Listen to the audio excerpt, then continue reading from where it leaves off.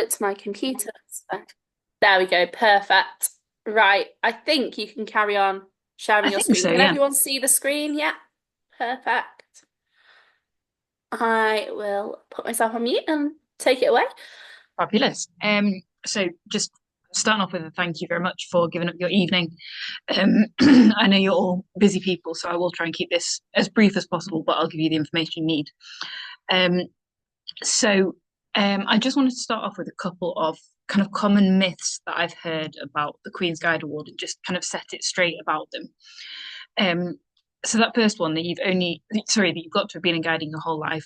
Absolutely not. You can be a new volunteer to guiding. You can have joined at age 14. So you can have joined with Rangers, you can have joined at 25, 29. There's no requirement that you need to have been in guiding for a long time to be able to complete it. Um, the award is open to absolutely anyone who's aged between 16 and 30. You don't have to hold specific roles in guiding. You don't have to have done other things. You don't have to be a part of Inspire. It'd be great if you are, but you don't have to be. You don't have to be a ranger. It works around you. Um, this one, hopefully, if you've been keeping up to date with updates on the Queen's Guide Award, they've now updated the age limit to your 31st birthday. So that's really nice for lots of people who are kind of in that 25 to 31 age bracket, that now you've got this opportunity to complete something that potentially you didn't have before. Um, People think often that you can't take breaks. Absolutely not true. You can take breaks, and I'll talk through that a little bit later. Um, this one is really common as well, that people think you have to give your whole life to guiding to complete it. Um, I'm not going to say it's not commitment, it is a commitment, but you can still fit in other things alongside it. The Queen's Guide Award should work around you and around your life commitments, your job, your studying, and you don't have to commit everything to guiding. It's just a really good thing to be completing. And this bottom one is potentially relevant if you're thinking of changing jobs or going away to university. You can absolutely move counties during the award. You can also be working on the award whilst you're based in two different counties. So if you've got a home unit and a university unit, absolutely fine. That's not a barrier to you completing it. So just to introduce myself formally, I'm Emma. I'm currently Northwest England's Queen's Guide Advisor. I'm also the Queen's Guide Advisor for Cheshire Border, and I'm acting for Cheshire Forest, just in case you see my name popping up again. That's why. If you've got any questions about it, please feel free to send me an email. You are more than welcome. That's never an issue. And my email will be on the final slide as well if you want it. Um, so in terms of the timescale, as I said, you need to be aged 16 to 30. So it's up to your 31st birthday is when you've got to complete it.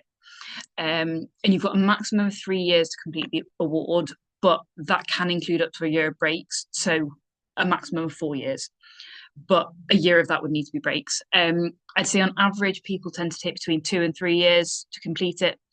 Um, some people are a little bit quicker. Some people take a little bit more time. There's no benefit to doing it. It just depends what else is going on with your life. Um, in terms of the award, you've got 5 sections, and I'm going to talk through each of them. But just so you know, you've got those 5 sections. Also, if you're someone who's interested in doing Gold DofE, a lot of these sections have crossovers. So therefore, if you're doing your Gold DofE anyway, it's a really good idea to be doing your Queen's Guide. And again, if you're doing your Queen's Guide and you're the right age range for Gold DofE, it might be worth considering it. Um, Absolutely, yeah. If you want to receive these slides, I can absolutely share them if it would be helpful. If you just drop me an email, then I can pass them on. That's not an issue.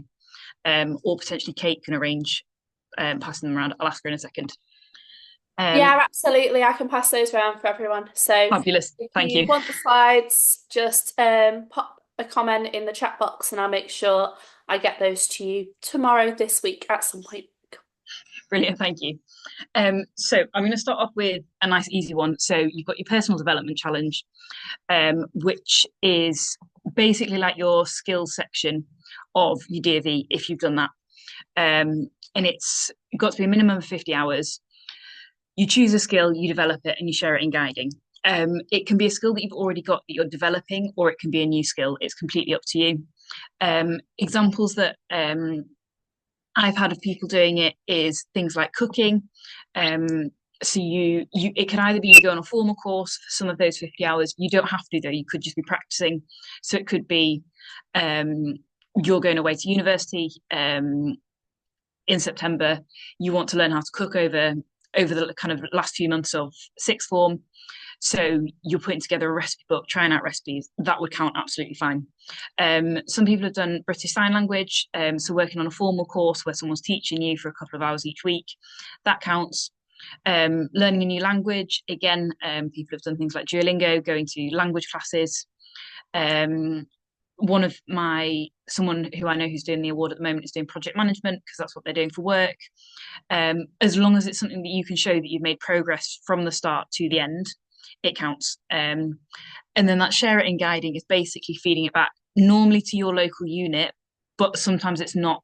Sometimes it might not be age appropriate. So if you're working with rainbows, and you don't necessarily want to talk to them about project management, you could link up with a ranger unit. And again, your division or district commissioner can help with that. County commissioners can help with that. The sharing it and guiding, we can support with that if you're struggling with that. You've then got this next section, which is called the guiding challenge, which if you've looked at the Queen's Guide booklet, looks quite complicated, but actually it's not. It's just quite wordy. So basically, your guiding challenge consists of 4 projects, and they need to work at different levels of guiding. So your levels of guiding are unit level, district or division, depending on where you are, county, country and region, and then UK or WAGS level. So logically, as there's 4 projects, you're not going to cover each of those. You'll cover 4 out of the 5. You must work with at least 2 sections across the award. By sections, I mean rainbows, brownies, guides, rangers. So as long as you cover at least 2 of those within the 4 projects, you're fine. And you need to commit a minimum of 50 hours or a 12-month period. Often the hours are never a problem in this section because the hours clock up really easily. So you've got these 4 projects. One of the projects is a girl project and it's working directly with young people. Often that would be things like your unit meetings would count.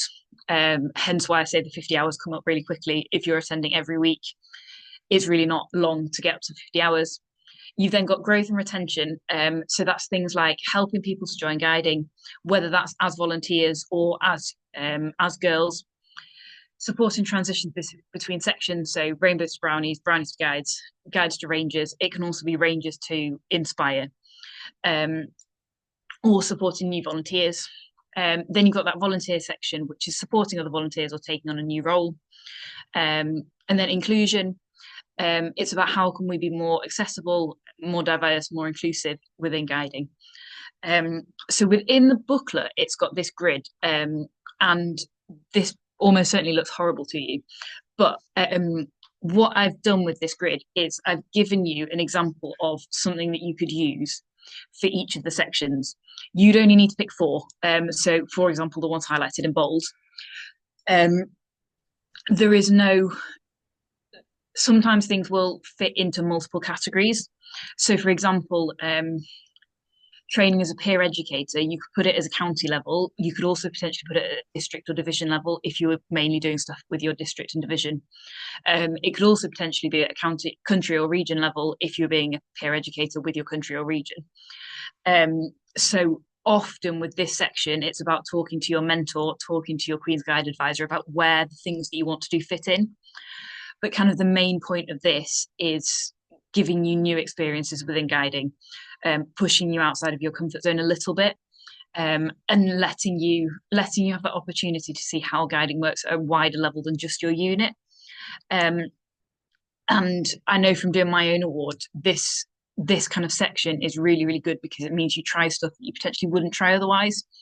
So like volunteering as part of a national working group, joining a WAGS team, working as a member of IST, all of those things are great experiences that just open doors later on. Then your next section is Community Action Challenge. So this one in terms of time commitment is a minimum of 25 hours and you need to choose a topic that you're passionate about. And that doesn't need to be a guiding related challenge sorry, a guiding related topic. It can be, but it doesn't have to be. For this one, my main advice is picking something that you are genuinely interested in. So don't pick something that you think sounds good, because 25 hours, if you're not genuinely interested in it, drags. So basically, it's any issue that is facing your local community. You research it. In terms of researching it, you don't have to write a report. It's not an academic research project. It's literally just find out information about it and pull out some key facts. Then you make a practical impact. That often looks like volunteering, but it doesn't have to. It could also be fundraising. It could be completing a challenge for the charity. It could be creating like an action pack for them. It could be doing a bake sale. There's kind of lots of options for making that practical impact depending on what the topic is that you've chosen. And then inspiring others, that one, it doesn't have to be within guiding, which is potentially helpful depending on what you've chosen. So it could be with your workplace, it could be in school, it could be with a group of friends, but you're basically just sharing what you've found out. The examples I've given below are both guiding related, but they don't have to be.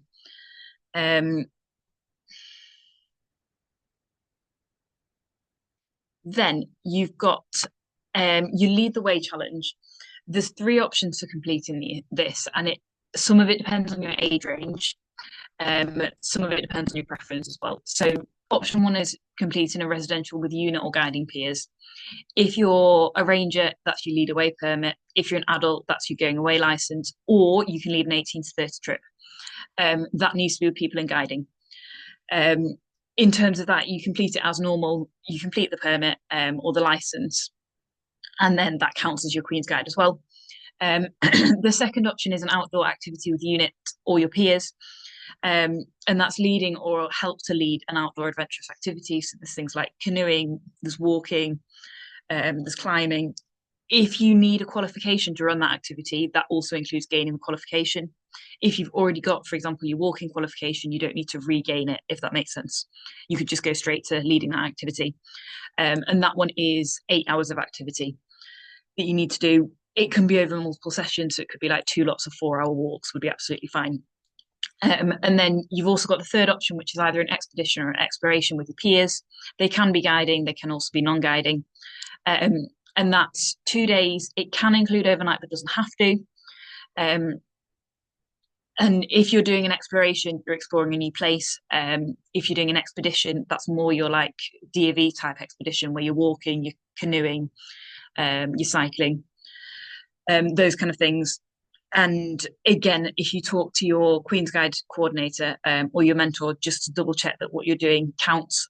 But in general, it would just be tweaks. Then the final section you've got is your social experience challenge. And for that, you've got 2 options. So you can either go to a residential and new environment or go to an event that you've already been to and take on a new responsibility. If it's a residential, it needs to be a minimum of 2 days, 2 nights and 2 days. If it's an event, it needs to be a minimum of 2 days involvement, but you don't have to stay overnight. So things you could do for that would be like, if you haven't been to Roverway, you could attend that. You could go on a gold trip.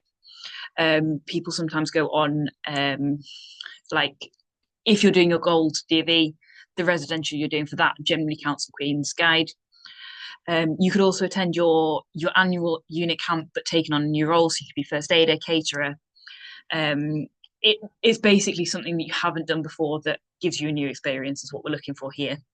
And something I should have said earlier is the Queen's Guide Award should be a challenge for you. But because everyone is individual, a challenge will look like different things for different people. So for some people, asking them to stay away from home is not practical, or that's just too far. And so that doesn't have to happen. Whereas if you're someone who regularly goes away and is really happy, I'd look for something that is pushing you a little bit further. So there are adaptations that can be made if you need them. If there's family stuff, if you've got learning needs, please don't think that is an issue for you completing your Queen's Guide Award. It's absolutely not. It's just talk to your mentor, talk to your Queen's Guide advisor, and we'll make it a challenge for you. But that doesn't have to look like the same level of challenge for everyone else. It's completely individual. Um, so I'm just going to pass over to Emily, who has recently completed her Queen's Guide Award, because I just thought it's really useful to hear from someone who's done theirs recently. And she's just going to share a little bit about what she did and her experience. Um, so Emily, what made you decide to do your Queen's Guide? So there was a group of four of us, and we all we're a similar age, and we're all unit leaders, and we kind of all decided at the same time to do it because we got to unit leader, we were enjoying it, but from working through guiding, you kind of got to unit leader, and then there was nothing else. So it was like a new step for us to do. And we also thought that it would give us experiences and let us meet people that we wouldn't have done otherwise. Yeah, absolutely. So can I ask, what did you do for each of the sections? I'll have to get my book and tell you because so I did the old award. Yeah, So yeah. So slightly the different. award has changed a little bit, but it's Yeah. nothing major. So we had to do so many hours volunteering. So I helped my unit do the Northwest England 50th challenge badge. And we did it went on for a period of time. So I like kept track of who had done what, and that what counted for my hours because I was attending meetings anyway. And then for my new role, I was a first aider on our unit holiday. Um, then we had to look at a developing area of girl guiding. So I was part of it wasn't one of the research groups, but it's like a planning team for Northwest England's actual 50th birthday celebration. So I helped plan all of that, and then it was during COVID, so we had the celebration on Zoom. So we went to Northwest England HQ and all met up there and tossed out all the Zoom bits for that. Wow. Okay, that's Um, not. it was really good. Then I did my going away with, um, and I also went on an expedition, which is some of the photos you can see on there, because we made it. Basically, we went on a road trip through Wales and looked at the culture of Wales, and we created like A to Z of things to do, and then made an Instagram page for it. So all the people on the photos, we just met through one of the Facebook groups for Queen's Guide. Oh, okay. I was going to ask, like, I hadn't asked you to prepare that one, but I was going to ask, how did you find the people to do your residential with? Yeah, we found it on the Facebook groups. There's quite a few people that would ask, like, "Oh, I want to do this, but I need some more people," and we found it a really good way. So it started off with two of us, and then we kind of made a plan, and then did a post saying we need two more people. Um, so yeah, Brilliant. we were from all over, and we ended up just meeting through there. Oh, no, Um, that's a really good way of doing it, because I think so often it's concerns about like the expedition and who you do it with, but hmm, I'm yeah, I'm glad it all went. yes, it was good. There was a few cancellations halfway Okay. through, which caused a bit of panic, but we got there in the end. Yeah. Then for my personal skill, I did dressmaking, and there was some tricky bits, but I made some outfits that I can wear. So it Okay. was a success overall. Um, then we had to do community action, which I'm not sure how that equates to the program now. It was like the social project, maybe? Yeah, so it's kind of very, very similar to that social action project. Yeah. So I volunteered at a special needs youth club, and then we had to, that was for 6 months. And then I spent 6 months researching it, like provision for special needs children outside of school. So I made leaflets and contacted like local counsellors to try and, because I looked on the website and saw there wasn't a lot. Um, so then we ended up sorting out other ways of provision and ways to advertise it more. And then some of my friends that were doing it at the same time, they did a different thing. So they focused on litter in the local area, and they had a tracker of how much litter they went on different parks, etc. And then they spoke to again the council about it and ended up getting more bins out for it. Oh, So fantastic. we got actual results from it, which was amazing. Yeah, definitely. That's kind of the ideal, isn't it, of the project? Yeah. And then I didn't do my DV, but the people who I kind of did it at the same time as they did theirs with their DAV. So for my Okay. residential, I went to Waddow Hall and stayed there, and it was one of the Gold DV / Queen's Guide residentials. So again, that was with people that we hadn't met before, but it was within guiding, so we knew they'd be nice people. Yeah, absolutely. What would you say was the best part of doing your award? Oh, probably being able to go to either Northwest HQ, because that's not somewhere I would go otherwise, or I would say the Wales trip, because that was a big planning thing and something that it was a brand new experience for me. Absolutely. Were there any challenges? I mean, you mentioned some of the dressmaking. Were there any other challenges that you came across? Um, Particularly with mine, because it was during COVID, a lot of events that I would have used were cancelled, which not so much now, hopefully. Yeah, fingers crossed. Yeah.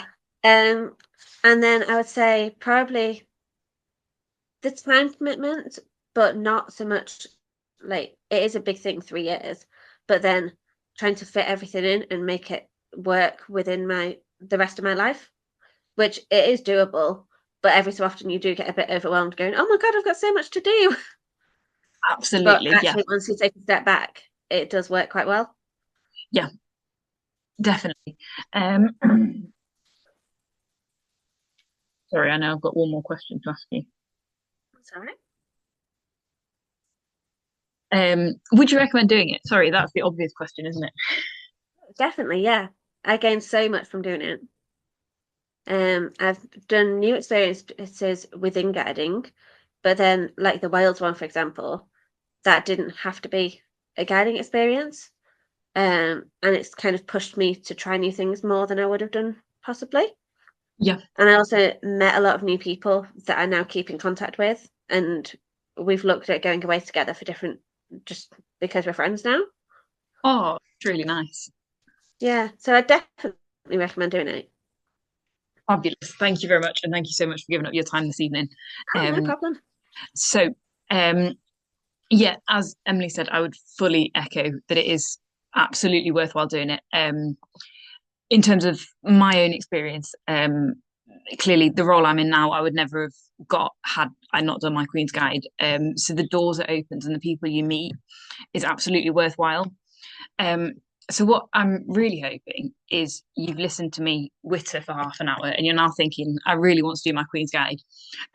So if you're in that position, even if you just want a bit more information about it or you think you might be interested, your best bet would be to contact your county Queen's Guide advisor. The details are normally on your county page. So like for Cheshire Border, it would be under Cheshire Border. And then like our team. If there doesn't seem to be anyone in post, your best bet is to contact the county commissioner, who often will cover those kind of roles. If that's not working, please feel free to drop me a line. You are more than welcome to. I potentially know who's in post or who's covering other regions, other counties, so that's not an issue whatsoever.